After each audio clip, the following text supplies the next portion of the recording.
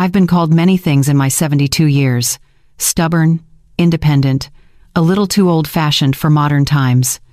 But nothing, and I mean nothing, prepared me for what my own son-in-law said to me on Christmas night. Not in private. Not during some heated argument. No.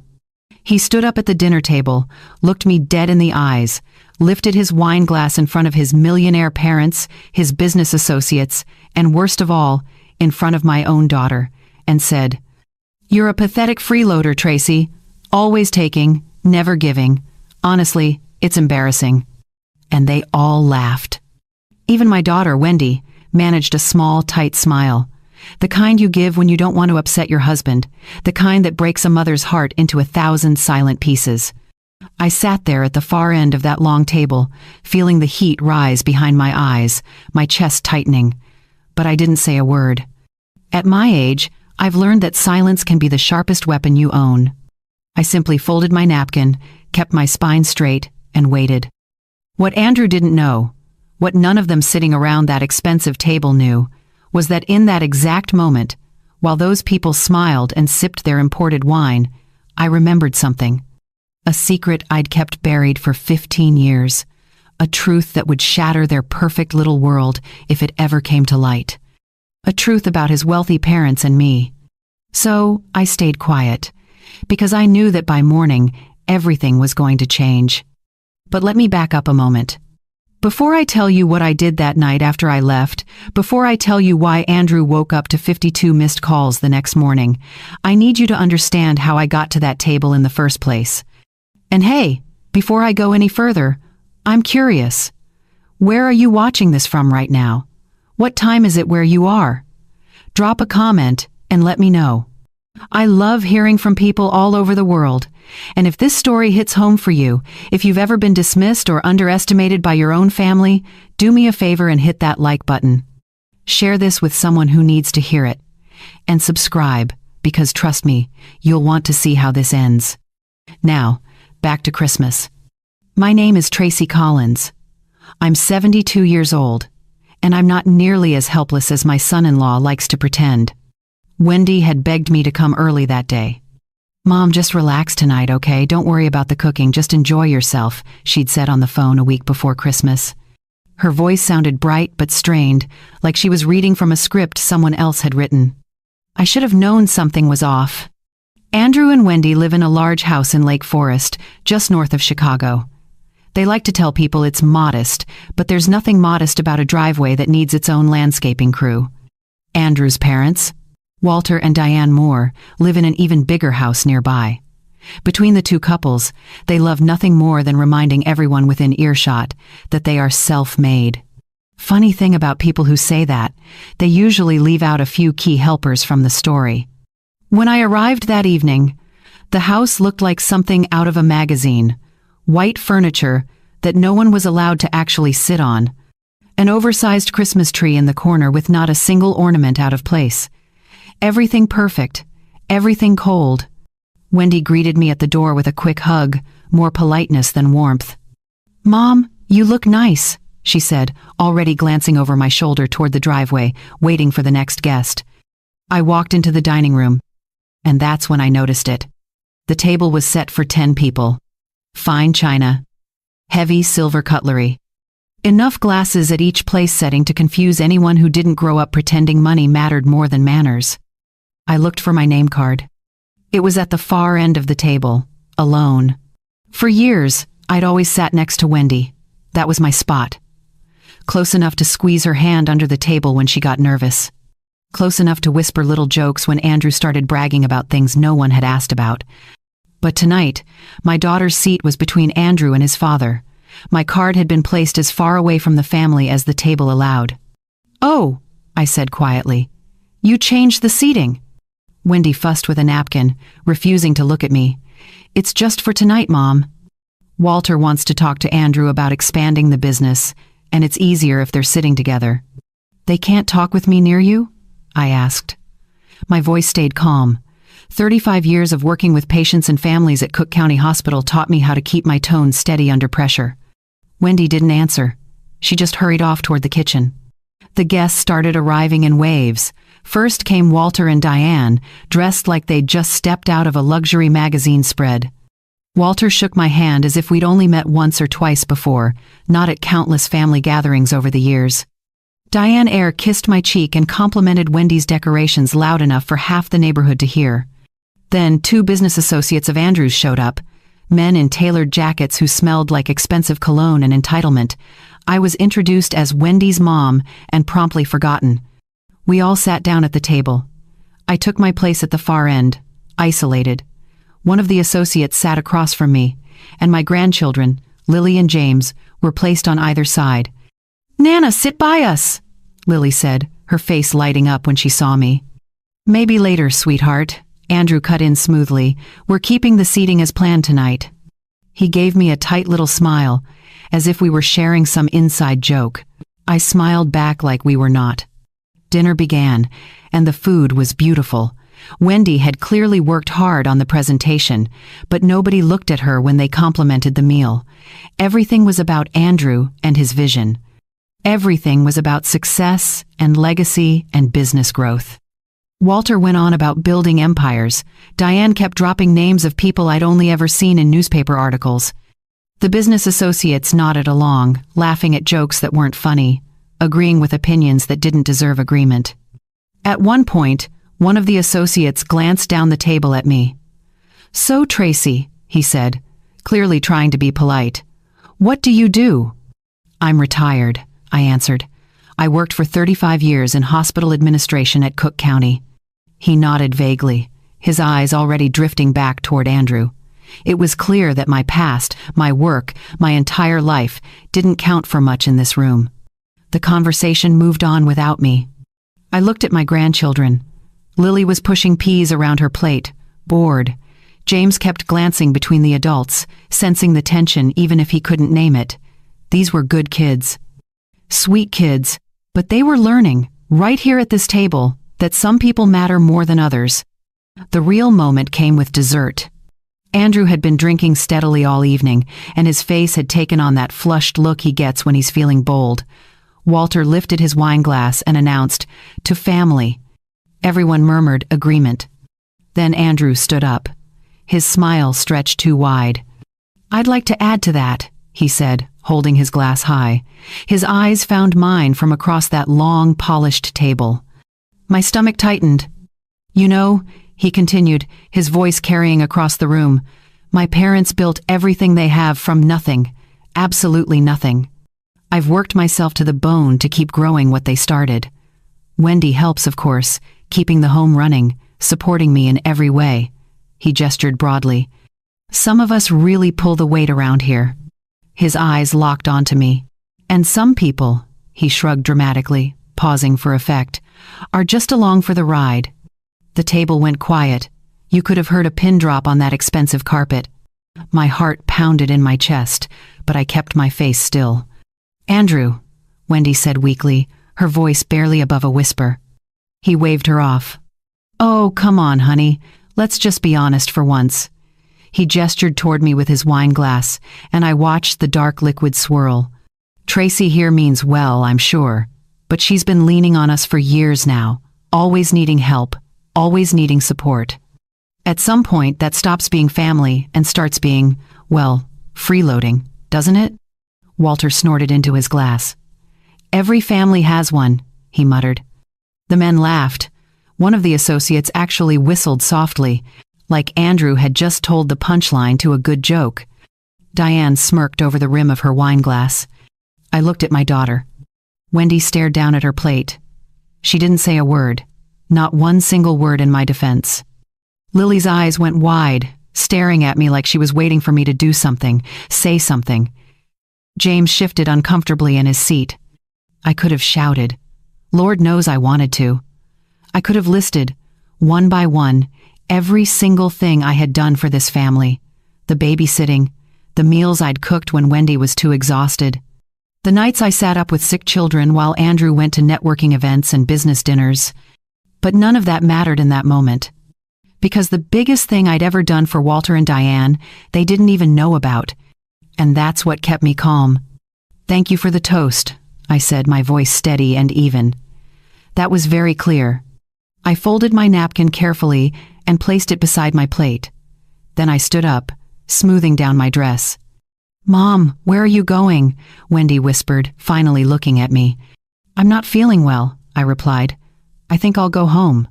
I waited, just for a second. Waited to see if anyone would stop me, if anyone would stand up and say, "Wait, this isn't right." Nobody moved.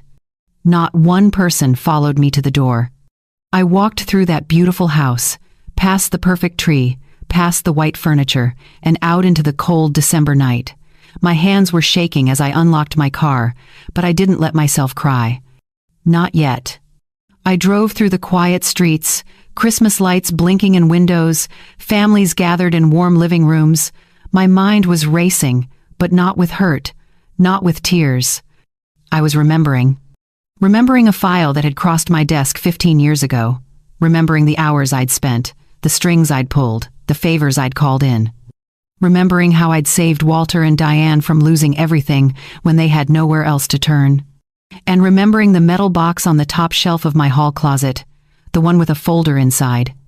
A folder with their names on it.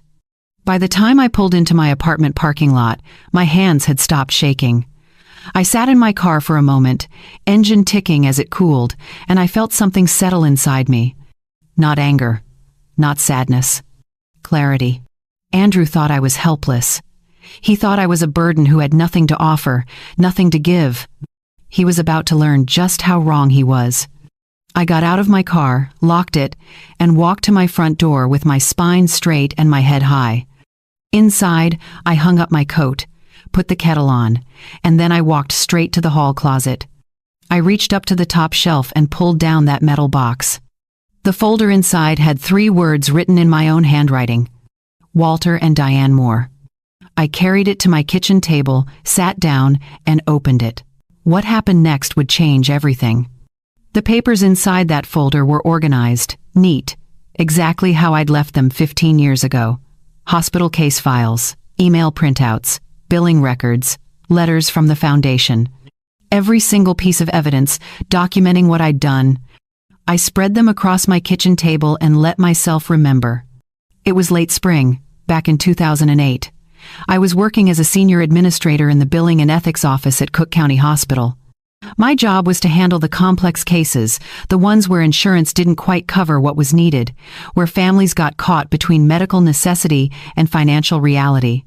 Most days, I looked at files for people I'd never met, strangers whose lives had been turned upside down by illness or injury. I did what I could within the system, but there were limits. Always limits. Then one afternoon, a file landed on my desk with a yellow urgent tag attached. The name at the top made me pause. Walter Moore. I opened it and started reading. Car accident, serious spinal injuries. He'd need surgery, extensive physical therapy, possibly multiple procedures over the coming year. The medical bills were already climbing into 6 figures, and his insurance company was fighting the claims, arguing about what was truly necessary versus what was elective. The caseworker's notes were blunt. Without intervention, the hospital will likely pursue a lien on the family home. Patient may face bankruptcy.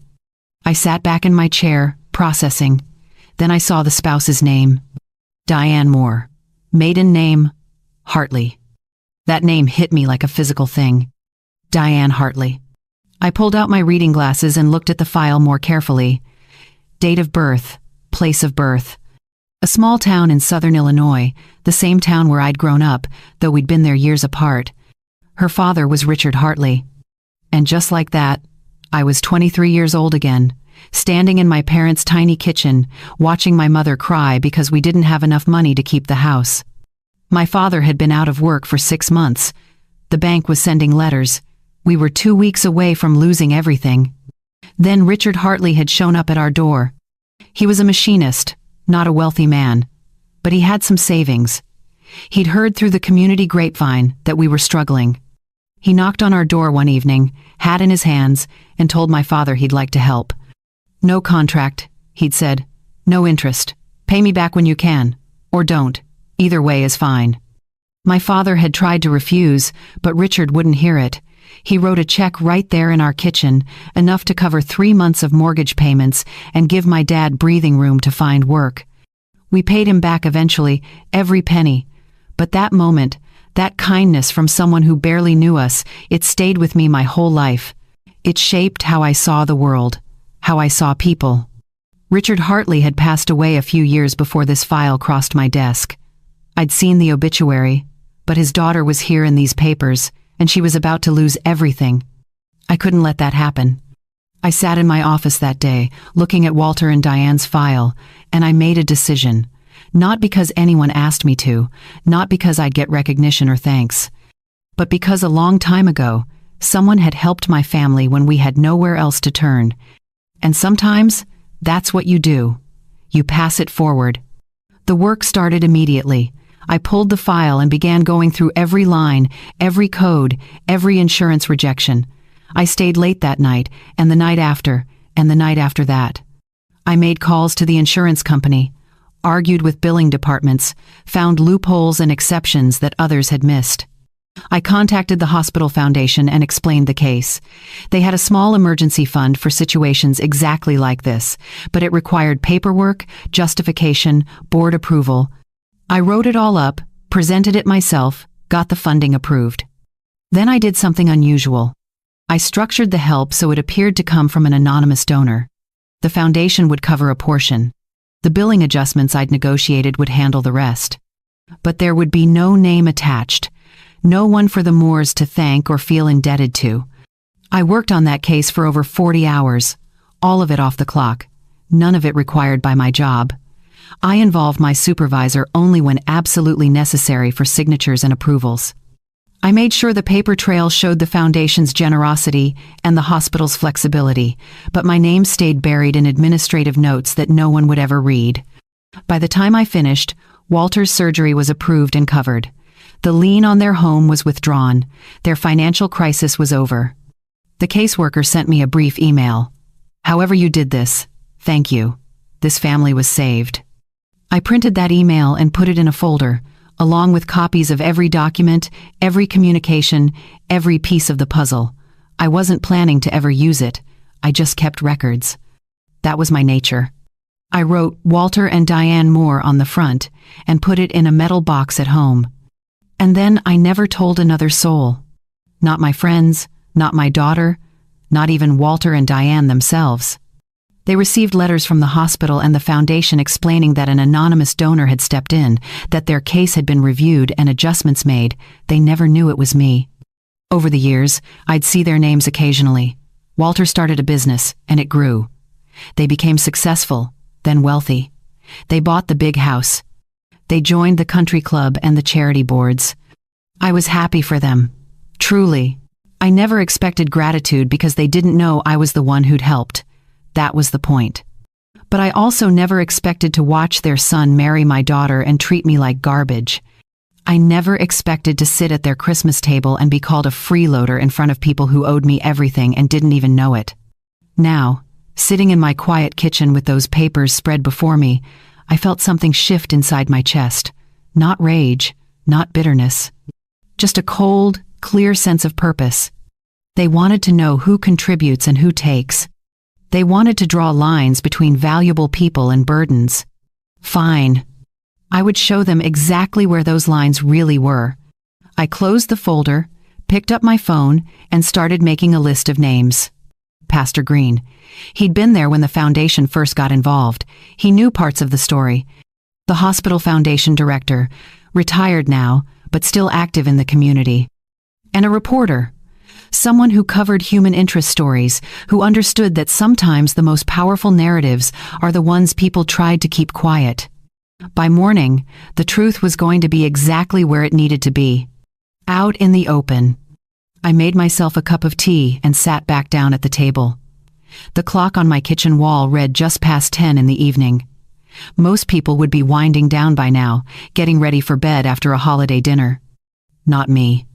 I opened my laptop, an old, reliable thing I'd bought years ago, and pulled up my contacts. Then I took out a notebook and started writing. Not frantically, not with shaking hands. Just careful, methodical notes. 3 names went at the top of the page. Pastor Michael Green. He'd been at the church for over 20 years. He'd been involved with the hospital foundation back when Walter needed help. He didn't know all the details, but he knew enough. More importantly, he knew the Moores. He'd watched them build their reputation in the community, seen them at every charity event and fundraiser, always front and center, always making sure people knew they were generous. He also had a congregation full of people who looked up to Walter and Diane as pillars of the community. The second name was Janet Riley, former director of the hospital foundation.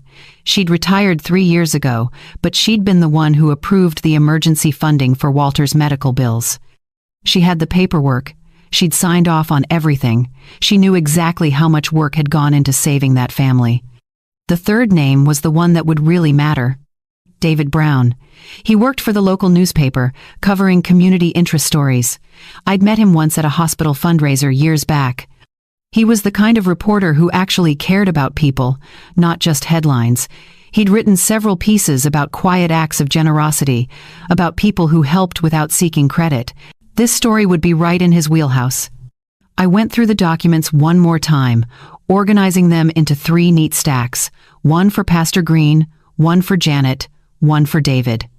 Each stack told the same story from a slightly different angle, but the core truth was there in black and white.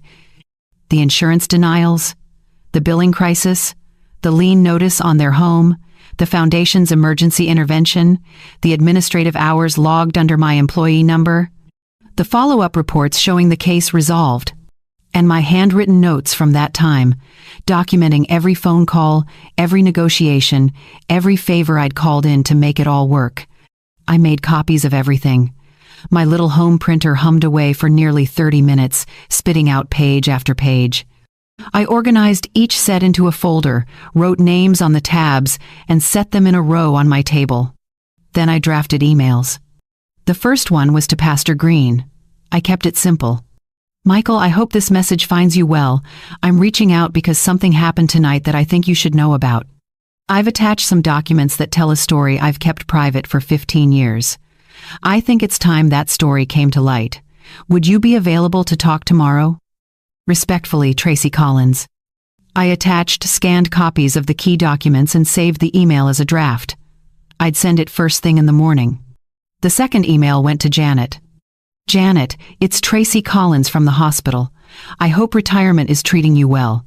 I'm writing because I need your help with something important.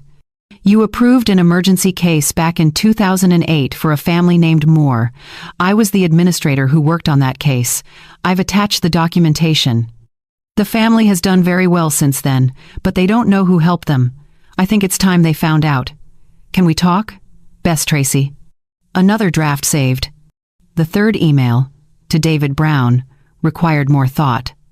Reporters need a hook, something that makes a story worth telling.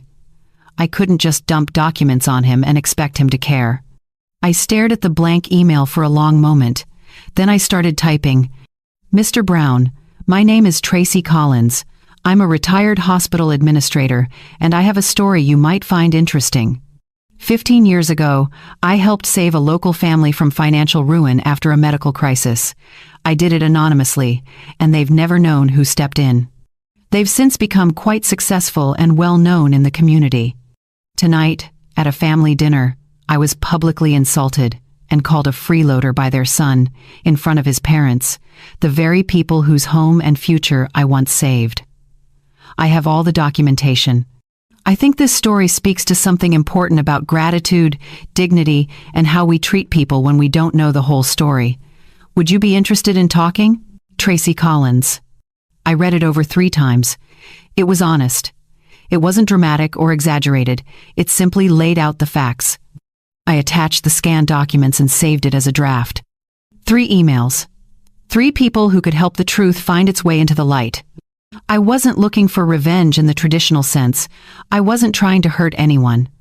But I also wasn't going to let them keep treating me like I was worthless, like I'd never contributed anything, like I was some burden they had to carry. They built their lives on a foundation I'd helped pour, and they didn't even know it. Now they would. I closed my laptop and looked at the 3 folders sitting on my table. Tomorrow morning, I'd send those emails. By tomorrow afternoon, conversations would start happening. Questions would be asked. Documents would be reviewed. And by tomorrow night, Walter and Diane Moore would begin to understand exactly who had been sitting at the far end of their son's table. The woman they'd allowed their son to mock. The woman who'd saved them. I finished my tea, washed the cup, and went to bed. For the first time in hours, I felt calm. Tomorrow, the truth would start moving. And once truth starts moving, nothing can stop it. I woke up at 6 the next morning, which is early even for me. The sun hadn't come up yet, and the apartment was quiet except for the hum of the refrigerator. I made coffee, got dressed, and sat down at my kitchen table. The 3 folders were still there, exactly where I'd left them. The emails were still saved as drafts on my laptop. I opened the computer and stared at the screen. This was the moment. Once I hit send, there would be no taking it back. The truth would be out there, moving through the world, touching lives, changing things. My finger hovered over the mouse. Then I thought about Andrew's face last night, that smug smile, the way he gestured at me with his wine glass like I was some kind of exhibit he was showing off to his friends. Pathetic freeloader. I clicked send on all 3 emails. The whoosh sound of each one leaving my inbox felt final, permanent. Like closing a door I'd kept propped open for 15 years. I sat back and sipped my coffee, waiting. Pastor Green called at 8:30. "Tracy." His voice came through the phone, warm but serious. "I just read your email, all of it." "Good morning, Michael," I said calmly. "I had no idea." He continued, "I knew the foundation had helped the Moores back then. I knew there was an anonymous donor involved, but I never knew it was you. Why didn't you ever say anything?" "Because it wasn't about recognition," I told him. "They needed help. I was in a position to give it. That should have been the end of the story." There was a pause on the line. I could hear him breathing, thinking, "What happened at that dinner?" he asked quietly. I told him. Not dramatically, just the facts, the seating arrangement, the toast, Andrew's words, the laughter, my daughter's silence. When I finished, Pastor Green was quiet for a long moment. "Tracy, I'm so sorry," he finally said. "That's not how families should treat each other. That's not how anyone should be treated. I'm not telling you this because I want sympathy," I said. "I'm telling you because I think it's time people knew the truth, the whole truth, about who gave and who took, about who built that family's foundation." "You want me to say something?" he said. It wasn't a question. "I want you to do whatever you think is right," I replied. "You've seen them at church every Sunday for years. You've watched them accept praise for their generosity. You know how the community sees them. I'm just giving you the facts. What you do with them is up to you." He was quiet again. I could almost hear the wheels turning in his mind. "The Moores will be at service on Sunday," he said slowly. "They always are." "I know. If this comes out, it's going to be difficult for them. For Andrew especially." "Yes," I agreed. "It will be. But they should know," he continued, his voice growing firmer. "The community should know. We talk all the time about gratitude and humility and honoring those who help us. This is a real example of what happens when we forget those values." "I thought you might see it that way," I said. "I'm going to need to verify some of these documents," he told me. "I need to make sure everything is accurate before I do anything public." "Of course. Call Janet Riley at the foundation. She signed off on everything. Her number is in the email." "I will. And Tracy?" "Yes. Thank you for trusting me with this. I know it can't have been easy to keep this secret for so long." "It was easier than you'd think," I said. "Until last night, I never regretted staying quiet. But there's a difference between being humble and letting people walk all over you." "There certainly is," he agreed. We talked for a few more minutes. He told me he'd reach out to Janet, review the documents carefully, and think about how best to address this. He didn't make any promises about what he'd do, but I could hear in his voice that something had shifted. He'd seen the Moores one way for years. Now, he was seeing them another way. Truth has a way of doing that. After we hung up, I sat at my table and waited. My phone was silent for about an hour. Then Janet Riley called. "Tracy Collins," she said when I answered. I haven't heard that name in years. Michael Green just called me asking about the Moore case from 2008. I imagine he did, I said. Why now? She asked directly. Why bring this up after all this time? So I told her too. The dinner, the insult, the laughter. When I finished, she let out a long breath. Those ungrateful people, she said, anger sharp in her voice. Do they have any idea what you did for them? No, I said simply. But they're about to. Good, Janet said firmly. I'm sending Michael every document we have. Copies of everything. Time logs, approval forms, funding records, the whole file. If he wants to tell this story, I want to make sure he tells it right. Thank you, Janet. Don't thank me. You saved that family. The least the world can do is know about it.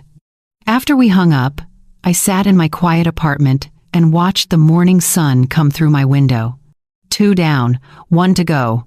And then the real show would begin. David Brown from the newspaper called me just before noon. Mrs. Collins, he said, and I could hear papers rustling in the background. I read your email. Twice, actually. This is quite a story. It's all documented, I told him. I can see that. These scans are very thorough. Hospital records, foundation approvals, billing adjustments. You kept everything. I worked in administration for 35 years, Mr. Brown. Keeping records was part of my job. May I ask you something directly?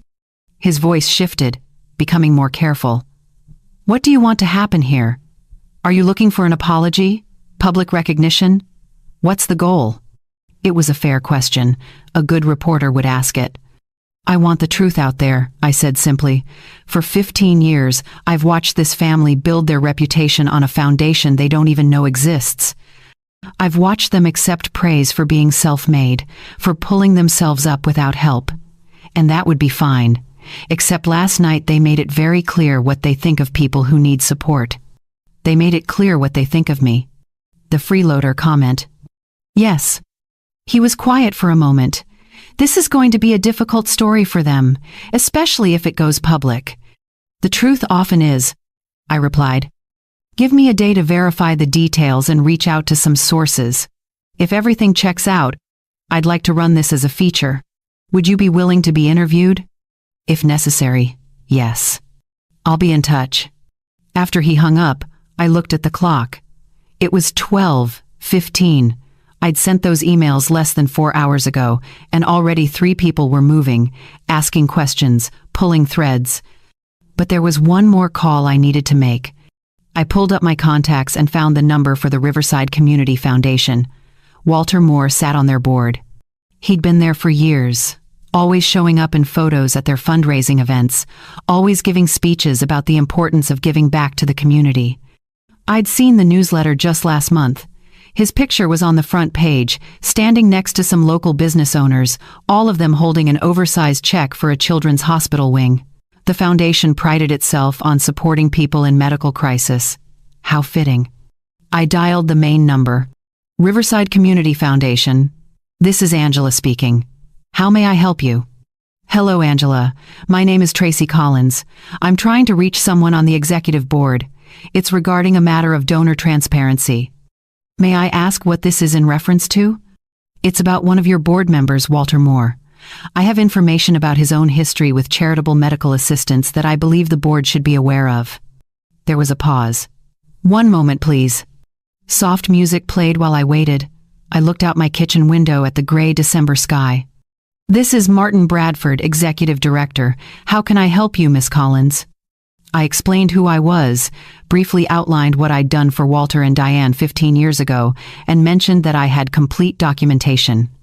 I'm not calling to cause trouble, I told him, but your foundation raises money to help people in medical crisis. Walter Moore sits on your board and speaks publicly about the importance of that mission. I think your board should know that he was once on the receiving end of exactly that kind of help. Anonymous help.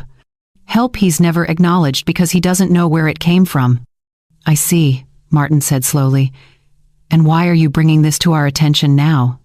Because last night his son called me a freeloader in front of Walter and his wife. They laughed. They agreed. And I think it's important for people who speak about gratitude and giving back to actually understand what it means to receive. Martin was quiet for a long moment. Would you be willing to send me this documentation? I can have it to you within the hour. Please do. I'll need to review it with the board chair, but if what you're saying is accurate, this is certainly something we need to discuss. We take our mission very seriously, and we expect our board members to embody the values we promote. I understand completely. Miss Collins, may I ask, are you planning to make this information public? A reporter is already looking into it, I said honestly. I wanted to give your foundation the courtesy of knowing before it becomes a news story. He let out a slow breath. I appreciate that. Please send those documents to my direct email. I'll be reviewing them this afternoon. I hung up and immediately forwarded all the scanned files to Martin Bradford's email address. Then I sat back in my chair. 3 conversations. 3 different people now knew the truth. Pastor Green would be thinking about Sunday's service. Janet Riley was providing additional documentation. David Brown was investigating the story. And now the foundation board would be reviewing Walter's history. The pieces were moving into place. I hadn't raised my voice. I hadn't made threats. I hadn't lied or exaggerated or manipulated. I'd simply told the truth to people who had a right to know it. And now that truth was out there, spreading quietly through the community like roots growing beneath the surface. By tomorrow, those roots would break through the ground. By Sunday, everyone would see exactly what had been hidden for 15 years. I made myself lunch, a simple sandwich, and sat at my table eating slowly. My phone sat silent beside me, but I knew that silence wouldn't last. Soon, very soon, it would start ringing. And when it did, I wouldn't answer. Not yet. Let them wonder. Let them worry. Let them start to realize that the woman they'd dismissed so easily had more power than they'd ever imagined. The truth was coming, and nothing could stop it now. David Brown called back at 4:30 that afternoon. Mrs. Collins, I've spent the last few hours making calls and reviewing documents. I spoke with Janet Riley at the Hospital Foundation. I spoke with Pastor Green. I even reached out to 2 former colleagues of yours from Cook County Hospital who remember the Moore case. And, I asked calmly, and everything you told me is completely accurate. In fact, it's more impressive than your email suggested. You worked on that case for over 6 weeks. You involved multiple departments, negotiated with insurance companies, secured foundation funding, and restructured their entire billing situation. According to your former supervisor, you probably saved them from bankruptcy. I did what was necessary. You did more than necessary, he corrected gently. You went far beyond your job description, and you did it anonymously. Why? I looked out my window at the street below. A young mother was walking with a stroller, bundled against the cold. Because Diane's father once helped my family when we were in trouble, I said. He didn't ask for anything in return. He didn't want recognition. He just saw people who needed help, and he gave it. I learned something from that. Real generosity doesn't need an audience. That's a beautiful sentiment, David said, but it makes what happened to you at that dinner even harder to understand. His son-in-law called you a freeloader? In front of 10 people, including Walter and Diane. They laughed. Did your daughter defend you? That question hit harder than I expected. I was quiet for a moment. No, I finally said. She didn't. David let out a long breath. Mrs. Collins, I'd like to write this story. It speaks to something important about how we value people, about how we forget where we came from, about gratitude. But I need to do this responsibly. I'll need to reach out to the Moore family for comment before I publish. I understand. That means they're going to know this is coming. They're going to have time to prepare a response. Are you comfortable with that? Mr. Brown, I'm 72 years old. I've been comfortable with difficult conversations for a very long time. Fair enough, he said, and I could hear the smile in his voice. I'm going to draft the article tonight and reach out to the Moores tomorrow morning.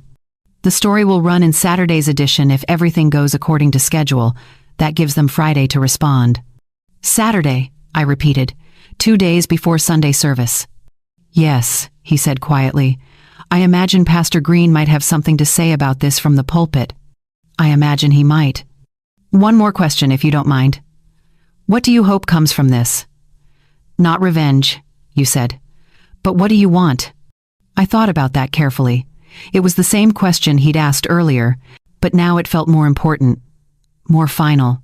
I want them to understand that people have value even when you don't know their whole story, I said slowly. I want my daughter to see that staying silent when someone treats your mother like trash has consequences. And I want Walter and Diane to know that the life they've built, the reputation they've cultivated, exists because someone helped them when they had nothing, someone they mocked without even knowing it. That's honest, David said. I appreciate that. There's one more thing, I added. What's that? I want anyone who's ever been called a burden, anyone who's ever been dismissed or underestimated, to know that quiet people aren't powerless. We just choose our moments carefully. He was quiet for a second. I'm going to use that quote, he said finally. That's the heart of this whole story right there. Use whatever you need, I told him. After we hung up, I sat in my living room as the winter light faded outside my window. Tomorrow, David would call the Moores. He'd ask them for comment. He'd tell them the story was running. And they'd finally understand why I'd left that dinner so calmly. I tried to imagine the conversation. Walter answering his phone, hearing a reporter's voice. Mr. Moore, I'm writing a story about your medical crisis in 2008 and the hospital administrator who saved you from bankruptcy. Would he remember that time? Would he recall the mysterious donor, the sudden resolution of their financial nightmare? And then, the question that would change everything. Did you know that administrator was Tracy Collins, your son-in-law's mother-in-law? I wondered if Diane would cry, if Walter would go pale, if they'd sit down heavily, the weight of realization crushing down on them. They'd think back to Christmas night, to Andrew's toast, to their own laughter. Pathetic freeloader. They'd remember me sitting at the far end of the table, silent and dignified, while their son tore me apart for entertainment. And they'd realize what I'd known all along, that I wasn't helpless, that I'd never been a burden, that the only reason they had anything to laugh about was because of what I'd done. My phone buzzed, a text message from Wendy. Mom, are you okay? You left so suddenly last night. Andrew feels bad about the joke. Can we talk? I stared at the message for a long time. A joke. That's what she was calling it. A joke. I didn't respond. Instead, I got up, made myself dinner, and ate slowly at my kitchen table. I washed my dishes. I read a few chapters of my book. I got ready for bed. And I thought about tomorrow. Tomorrow, a reporter would make phone calls. Tomorrow, a foundation board would have difficult conversations. Tomorrow, Pastor Green would finalize whatever he planned to say on Sunday. Tomorrow, the first domino would fall. And by Saturday morning, when that newspaper hit doorsteps all across the community, Walter and Diane Moore would wake up to a very different world than the one they'd gone to sleep in. A world where everyone knew the truth. A world where their carefully constructed image of being self-made would crumble like tissue paper. A world where the woman they'd allowed their son to humiliate was revealed to be the very reason they had a world at all. I turned off the lights and went to bed. Sleep came easily. For the first time in years, my conscience was completely clear. Saturday morning came quietly. I woke up early, made my coffee, and sat at my kitchen table with the newspaper I'd picked up from the lobby downstairs. It was 6:30 in the morning, and the winter sun was just starting to lighten the sky. I unfolded the paper slowly. There, on the front page of the local section, was the headline, Local couple's secret medical angel finally identified after 15 years. Below it was a photograph of Walter and Diane at some charity gala, both of them in formal wear, smiling for the camera. They looked successful, confident, untouchable. I started reading. David Brown had written it beautifully. He opened with the story of Walter's accident in 2008, the mounting medical bills, the insurance denials. He described the crisis they'd faced, how close they'd come to losing their home, their savings, everything. Then he revealed the mysterious intervention. The hospital administrator who had spent weeks restructuring their case, negotiating with insurance companies, securing emergency foundation funding. The anonymous work that had saved them. My name appeared about halfway through the article. Plain and simple. Tracy Collins, a senior administrator at Cook County Hospital at the time, worked more than 40 hours beyond her regular duties to resolve the Moore family's crisis. She did so anonymously, never seeking recognition or thanks. The article quoted Janet Riley extensively. She'd given David detailed information about the foundation's involvement, about the complexity of the case, about how unusual it was for one administrator to invest so much personal time in a single family. Pastor Green was quoted too. Tracy Collins embodies the kind of quiet generosity that builds communities. She helped when no one was watching, expecting nothing in return. That's the purest form of giving. And then, near the end, came the part that would hurt. According to multiple sources, this connection recently came to light following an incident at a holiday dinner where Mrs. Collins, now retired and 72 years old, was publicly insulted and called a freeloader by Walter and Diane Moore's son-in-law, Andrew Thompson. The comment was reportedly made in front of the entire family, including the Moores themselves, who were unaware of Mrs. Collins's role in their financial recovery. The article concluded with my quote from the phone call. "Quiet people aren't powerless. We just choose our moments carefully." I set the paper down and sipped my coffee. It was done. The truth was out there now, printed in black ink on white paper, sitting on doorsteps all across the community. My phone started ringing at 7:15. The first call was from my friend Denise. "Tracy, have you seen the paper?" "I have." "Oh my Lord. Everyone's going to be talking about this, the whole neighborhood. I'm bringing it to book club on Tuesday, you know that, right?" I figured you might. The calls kept coming.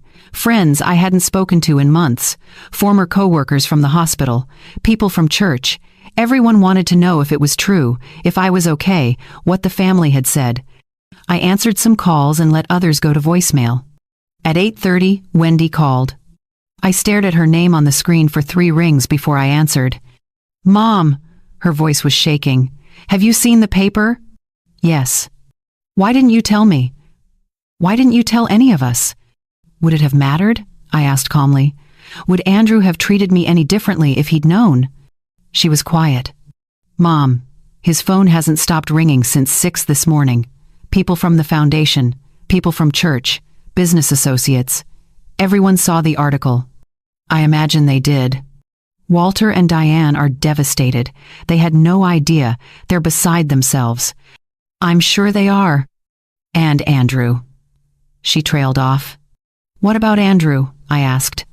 "He's saying this is all blown out of proportion, that it was just one comment, one bad joke, and you've turned it into this huge public thing. He says you're trying to ruin his reputation." I set my coffee cup down carefully. "Wendy, let me be very clear. I didn't ruin anything. I simply told the truth. The truth about what I did for his parents 15 years ago. The truth about how he treated me 3 nights ago. Those are facts. If his reputation suffers because of facts, that's not my doing. But people are calling him ungrateful, cruel. Someone from the foundation already left a message saying they need to talk to Walter about his board position." "Good." "Mom, what did you want me to do, Wendy?" My voice stayed level, but there was steel underneath it. "Sit there and take it? Let him call me names in front of his parents, in front of your children, and just accept it? I spent 15 years keeping that family's secret. I never asked for anything. And the moment they had a chance to show me basic respect, they failed. All of them, including you." She started crying. I know I should have said something. I should have stood up for you." "Yes, you should have." "I'm sorry, Mom. I'm so sorry." "I believe you are. But sorry doesn't change what happened, and it doesn't change what needs to happen now." "What do you mean?" "I mean that your husband and his parents need to face the consequences of their choices. They need to understand that treating people like burdens has a cost, and you need to decide who you want to be. The woman who stays silent while her mother is humiliated, or someone stronger than that?" She was crying harder now. "Can I come see you? Can we talk about this in person?" "Not today," I said. "I think you need to sit with this for a while. Think about what kind of relationship we're going to have going forward, because it can't be like it was." "Okay," she whispered. Okay. After she hung up, I sat in the silence of my apartment. My phone buzzed with a text message. It was from a number I didn't recognize. Mrs. Collins, this is Andrew Moore. We need to talk. This has gotten completely out of hand.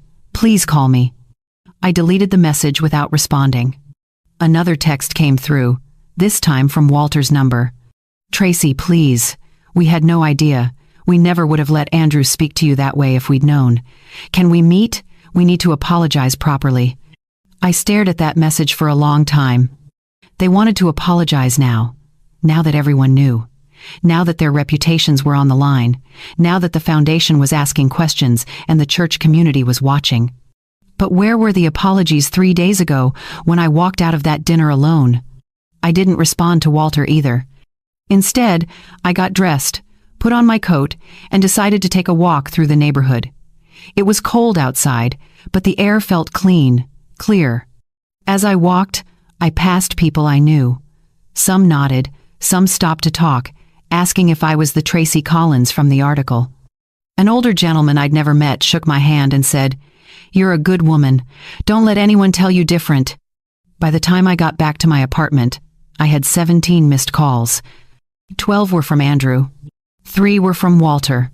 2 were from Wendy. I made myself lunch and sat down with my book. Let them call. Let them worry. Let them finally understand what it feels like to need something from someone and have that person choose silence. Tomorrow was Sunday. Tomorrow, everyone would be at church. And tomorrow, Pastor Green would have his say. The real reckoning hadn't even started yet. Sunday morning, I woke up with a knot in my stomach. I hadn't planned to go to church. After the article, after all the phone calls, after everything that had happened, part of me just wanted to stay home, stay quiet, let other people deal with the aftermath. But then Pastor Green called at 7:30. "Tracy," he said gently, "I think you should be here today if you're able." "I don't know, Michael, it's going to be uncomfortable." "It might be," he agreed, "but I think it's important, not for them, for you."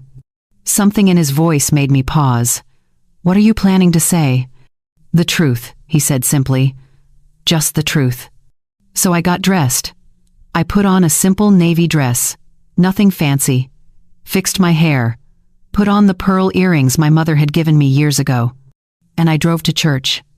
The parking lot was fuller than usual. I recognized most of the cars.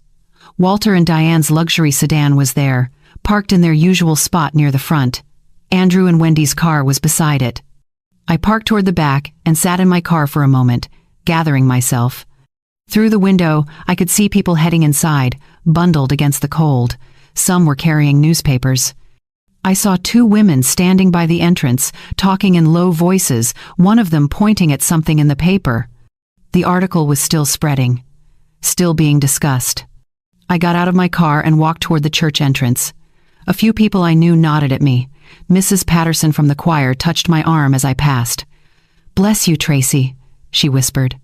Inside, the sanctuary was packed. More people than I'd seen at a regular Sunday service in months. Word had clearly gotten around. I looked toward the front. Walter and Diane sat in their usual pew, 3rd row from the front on the right side. They looked smaller somehow. Diane's shoulders were hunched forward, her hands clasped tightly in her lap. Walter stared straight ahead, his jaw tight. Andrew and Wendy sat beside them. Andrew's face was red.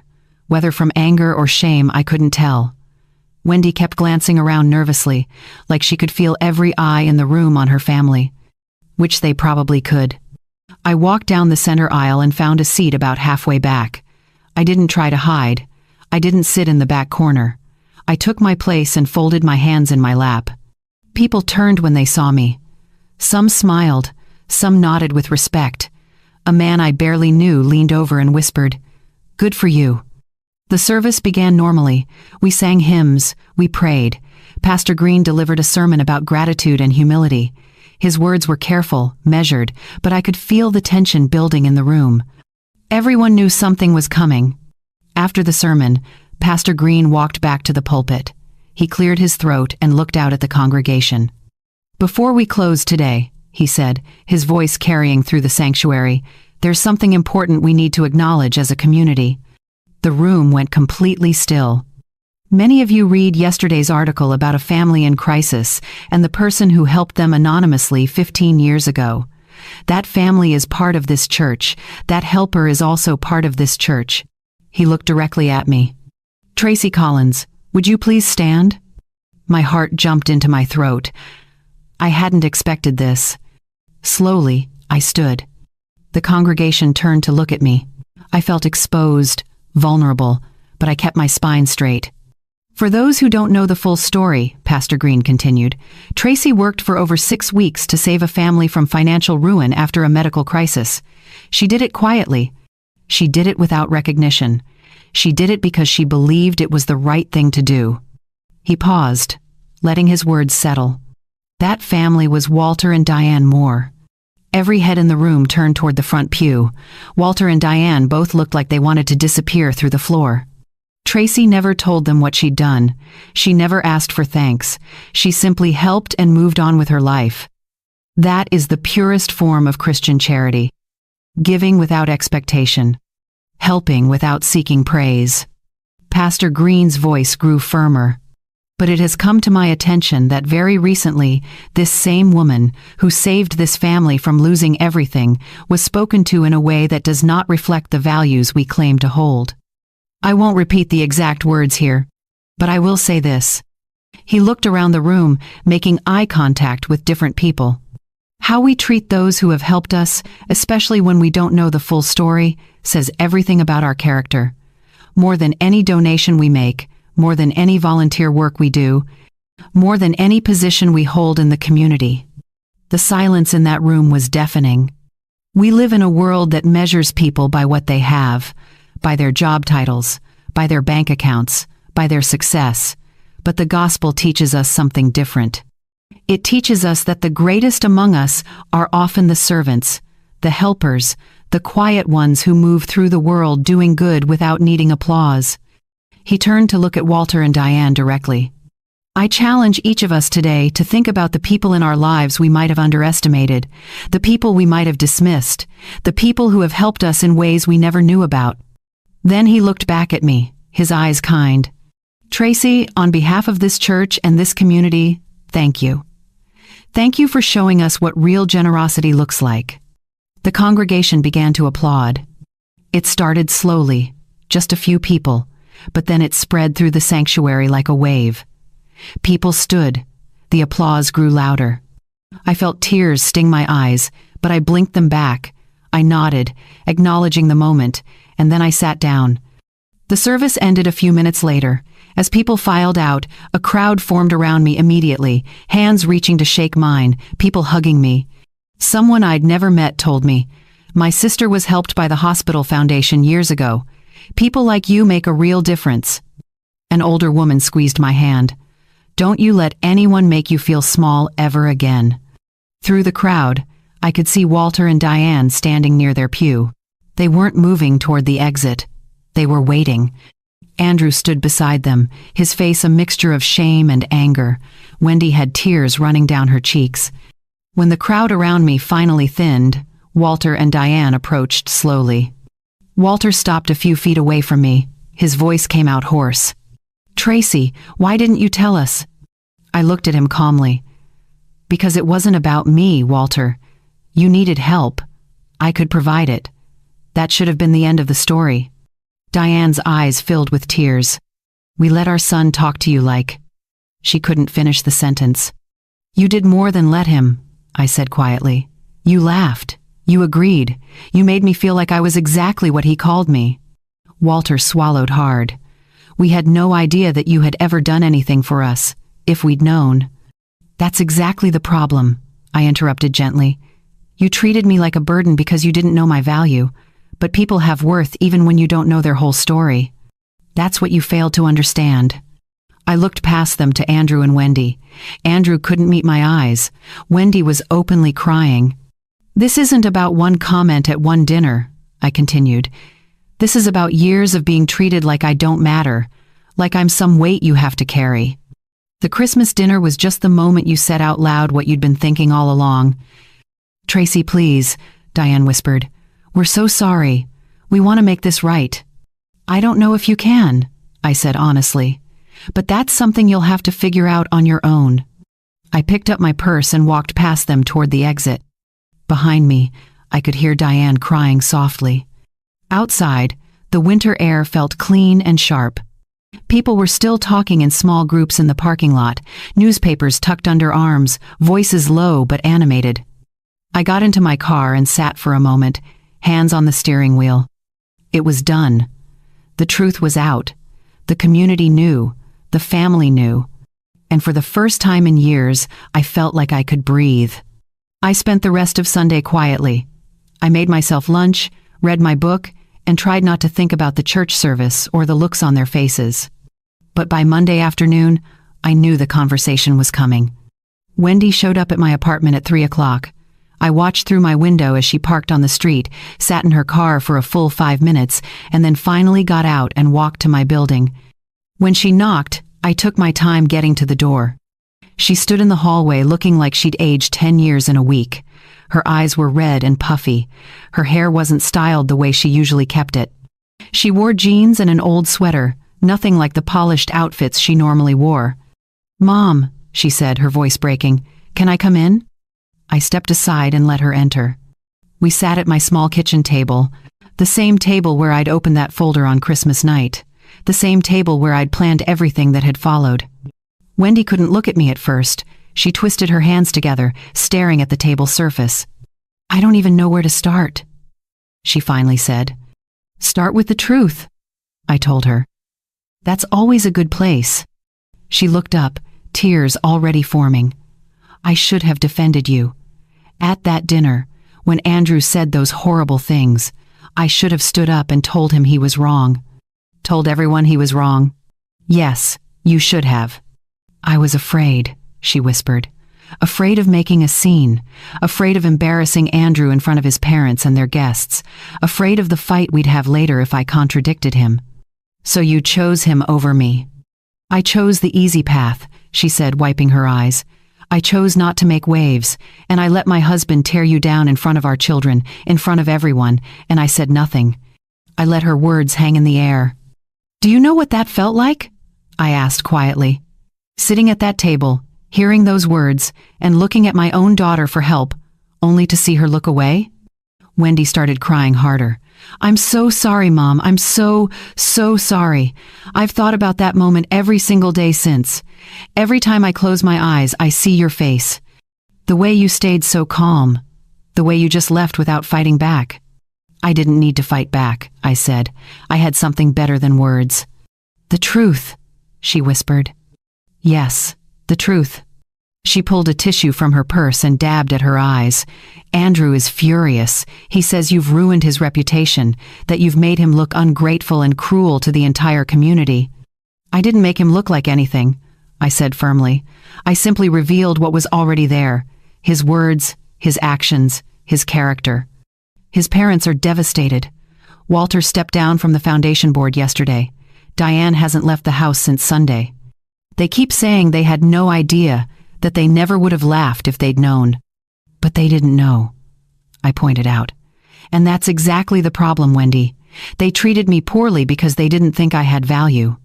Because they assumed I was exactly what Andrew called me. A burden, someone taking and never giving. But you gave them everything," Wendy said, her voice rising. "You saved them. You spent weeks working on their case. You pulled strings and called in favors and fought for them, and they never even knew." "That's right. They didn't know. Which means the way they treated me was based entirely on who they thought I was, not who I actually am, and that tells you everything about their character." Wendy was quiet for a long moment. What Andrew said was unforgivable. It was certainly revealing. "He wants to apologize. He's been calling you non-stop." "I know. I've deleted every message." "Mom, please. He knows he messed up. He's sorry." I looked at my daughter. Really looked at her. "Wendy, let me ask you something. Is Andrew sorry for what he said? Or is he sorry that everyone found out what kind of person he really is?" She opened her mouth, then closed it. She couldn't answer. "That's what I thought," I said gently. "What do you want from us?" Wendy asked, desperation creeping into her voice. What can we do to fix this? I want you to understand something, I said, leaning forward. Forgiveness doesn't mean pretending nothing happened. It doesn't mean going back to the way things were. You let your husband disrespect me because it was easier than standing up to him. That tells me where your priorities are. My priorities were wrong, she said quickly. I see that now. I should have defended you. I should have been the daughter you raised me to be. Yes, you should have. Can you forgive me? She asked, tears streaming down her face. I reached across the table and took her hand. It was cold and trembling. Yes, I said. I can forgive you. You're my daughter. I love you. But forgiveness comes with conditions this time. Anything, she said. I'll do anything. I need to know that you'll stand up for me going forward, even when it's uncomfortable, even when it costs you something. I need to know that the next time someone disrespects me, whether it's your husband or anyone else, you'll speak up. I will. I promise I will. And I need you to understand that my relationship with Andrew is over. He made his opinion of me very clear. I don't need his apologies. I don't need his explanations. I'm done with him. Wendy nodded slowly. I understand. As for Walter and Diane, I continued, they can live with the consequences of their choices. They spent years building a reputation on a foundation they didn't even know existed. Now everyone knows the truth. That's not punishment. That's just reality catching up. They want to see you. To apologize properly. Maybe someday, I said, but not now. Right now they need to sit with what they've done. They need to understand that respect isn't something you give only after you know someone's value. It's something you give because every person deserves it. Wendy squeezed my hand.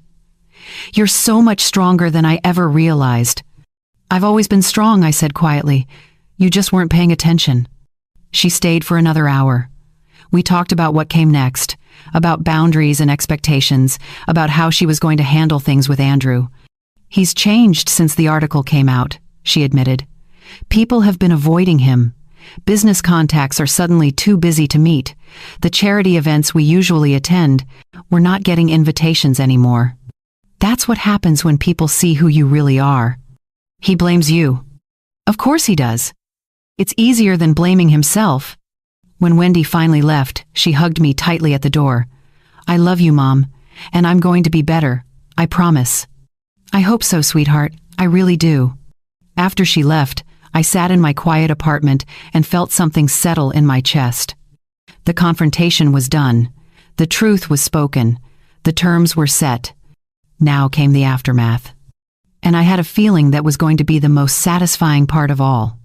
The consequences for Andrew came faster than I expected. By Tuesday, Wendy called to tell me that 2 of Andrew's biggest business clients had pulled their accounts. They didn't give detailed explanations. Just polite emails about going in a different direction and reassessing their partnerships. By Wednesday, the country club where Andrew played golf every weekend sent a letter.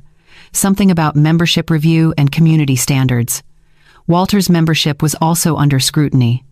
By Thursday, Andrew's name was quietly removed from the charity gala committee he'd been so proud to serve on. The interesting thing about reputation is that it takes years to build and only days to lose. Andrew had spent his entire adult life crafting an image, successful, generous, a pillar of the community, just like his father. But images are fragile things, and once people see the truth underneath, they can't unsee it. My friend Denise kept me updated on the neighborhood gossip. She'd call every evening with new developments. Tracy, you won't believe what happened at the grocery store today, she said on Thursday night. I saw Diane Moore in the produce section. She looked right at me and then turned and walked the other way. Actually walked away rather than talk to me. People are embarrassed, I said. They should be. Everyone's talking about it. Karen Lewis told me that she'd always thought Andrew was arrogant, but never said anything because Walter and Diane were so well connected. Now she wishes she'd spoken up years ago. That's how it works, I replied. When someone powerful falls, suddenly everyone remembers all the little things they overlooked. The calls kept coming throughout the week. Former co-workers from the hospital reached out to tell me they'd always known I was special. Neighbors I barely spoke to stopped me on the street to say they'd read the article and were inspired by my story. Even Lily and James called me. Wendy let them use her phone on Friday evening. "Nana," Lily said, her voice small and serious, "I'm sorry about what Daddy said at Christmas." My heart squeezed. "Sweetheart, that's not your fault." "I know, but I should have said something. I should have told him it was mean." "You're 10 years old, honey. That's not your job. Mom says we need to be braver, that we need to stand up for people even when it's hard." "Your mom is right." James got on the phone next. "Nana, are you ever coming back to our house?" I paused, choosing my words carefully. "I don't know yet, buddy, but you can always come visit me, anytime you want." "Dad's been really quiet," he said. "He stays in his office a lot now." After I hung up, I sat with that information. Andrew hiding in his office, the kids noticing, the whole family structure shifting under the weight of truth. Saturday morning, I went to the farmer's market like I did every weekend. I was looking at apples when I heard a familiar voice behind me. "Tracy." I turned. Walter stood there, alone. He looked older than he had at church, tired. His expensive coat hung on him like it was too big. "Walter," I acknowledged. "May I talk to you for a moment?" I glanced around. People were watching us. The produce vendor was clearly listening. "This isn't really the place. Please, just 2 minutes."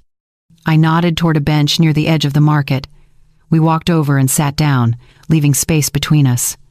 Walter stared at his hands. "I've spent the last week trying to understand how this happened, how we got here."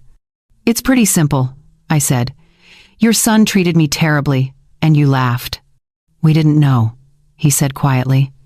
"That's the point, Walter. You didn't know because you never asked. You never wondered. You just assumed I had nothing to offer, that I was exactly what Andrew said.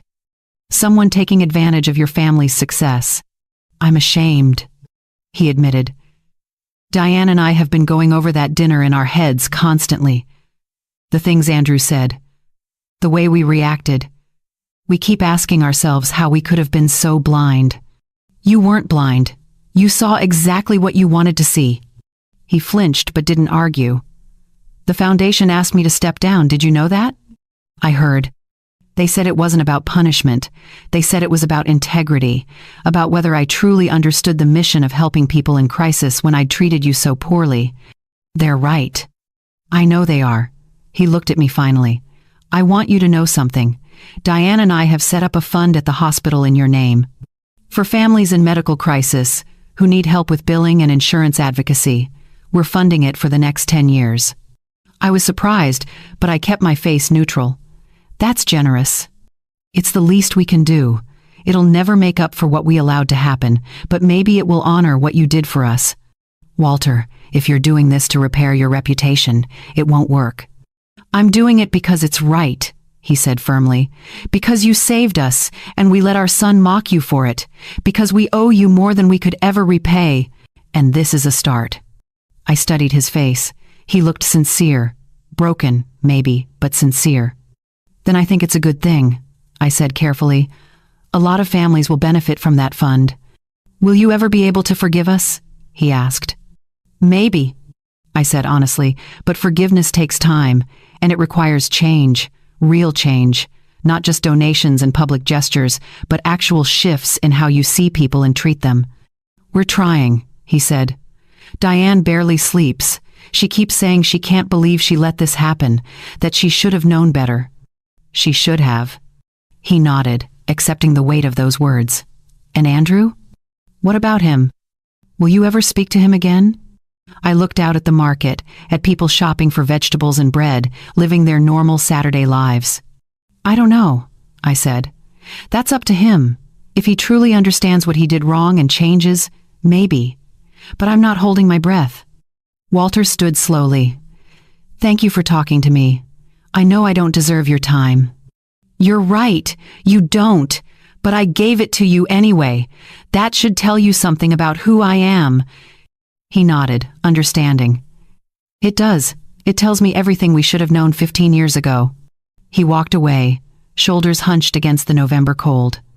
I sat on that bench for a while longer, watching the market bustle around me. The truth was out. The consequences were real. Andrew's perfect life was crumbling. Walter and Diane were facing their failures. Wendy was learning to stand up for herself. And me? I was sitting on a bench at a farmer's market, feeling more at peace than I had in years. Justice doesn't always look like revenge. Sometimes it just looks like the truth finally being told. And sometimes that's enough. 3 weeks after the article ran, life had settled into a new rhythm. Not the old normal, something different, something clearer. Wendy started coming by every Thursday afternoon. We'd have tea and talk, really talk, without Andrew hovering in the background or his parents' expectations weighing on every word. She told me about the changes happening in her marriage, how Andrew was going to therapy now, how he was beginning to understand the damage his arrogance had caused. "He's different," she said one Thursday. "Quieter.